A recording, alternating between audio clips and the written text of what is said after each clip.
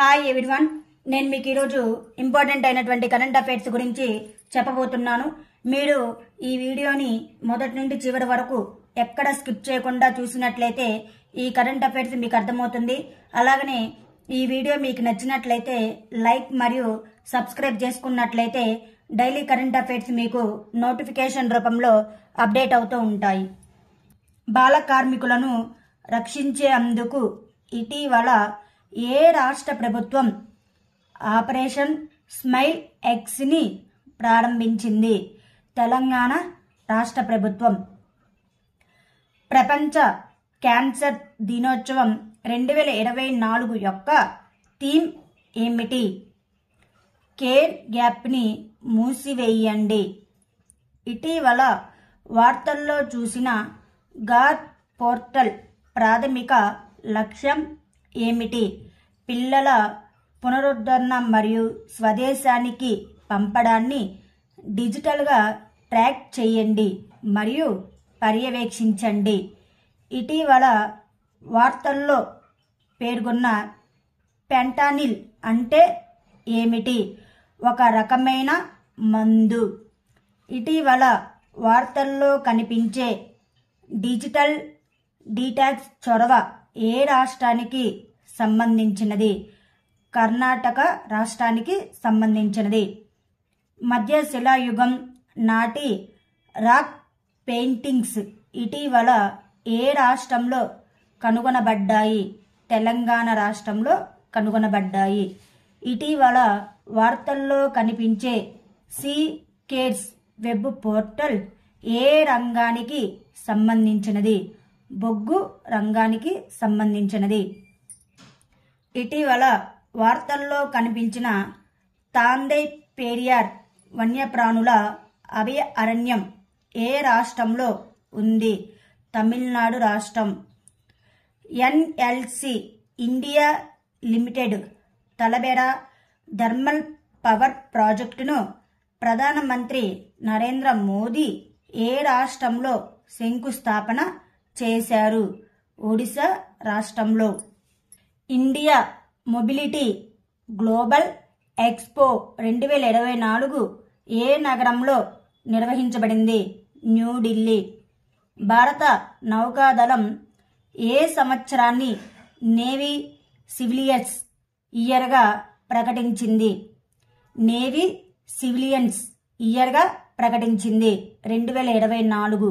భారతదేశంలోని మొట్టమొదటి beach side startup pest ఏ నగరంలో నిర్వహించబడింది? మంగుళూరు నగరంలో. ఏ రాష్ట్రం లేదా కేంద్రపాలిత ప్రాంతానికి చెందిన రాంబన్ అనార్దన జిఐ ట్యాగ్ హోదాను పొందింది? Jammu and Kashmir. Smart policing కింద సెల్ఫ్ బ్యాలెన్సింగ్ ఎలక్ట్రిక్ స్కూటర్ ఏ రాష్ట్రంలో ప్రారంభించబడింది? ఉత్తరాఖండ్. భారత నౌకాదళం 2024ని దేనిగా ప్రకటించింది? నౌకాదళ పౌరుల సంవత్సరం. బడ్జెట్ 2024లో ఎన్ని ప్రామాణిక రైలు కోచ్లను వందే భారత్ ప్రమాణాలకు అప్గ్రేడ్ చేయడానికి కేంద్రం ప్రతిష్టాత్మకమైన కార్యక్రమాన్ని ప్రకటించింది? 40,000 రైలు బోగీలను వందే భారత్ ప్రమాణాలకు మార్చనున్నారు. కేంద్ర ఆర్థిక మంత్రి నిర్మల సీతారామన్ గర్భాశయ క్యాన్సర్కు నివారణ చర్యగా టీకాలు వేయడాన్ని ప్రోత్సహించాలని ఏ వయసు వారికి ప్రతిపాదించారు? 9 నుండి 14 సంవత్సరాల మధ్య వాళ్ళకి ప్రతిపాదించారు.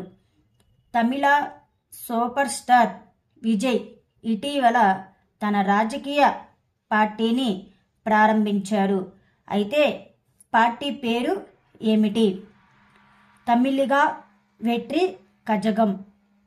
ఇటీవల ఎవరిని భారతదేశంలో అత్యున్నత పౌర పురస్కారం భారతరత్నతో సత్కరిస్తారు? లాల్ కృష్ణ ఆడవాణి. 2024 ప్యారిస్ ఒలింపిక్ క్రీడలకు టార్చ్ బేరర్గా ఎవరు ఎంపికయ్యారు? అభినవ్ బింద్రా. మహారాష్ట్ర ప్రభుత్వం మహాగౌరవ్ 2024 అవార్డును ఎవరికి అందించింది? నిఖిల్ వాగ్.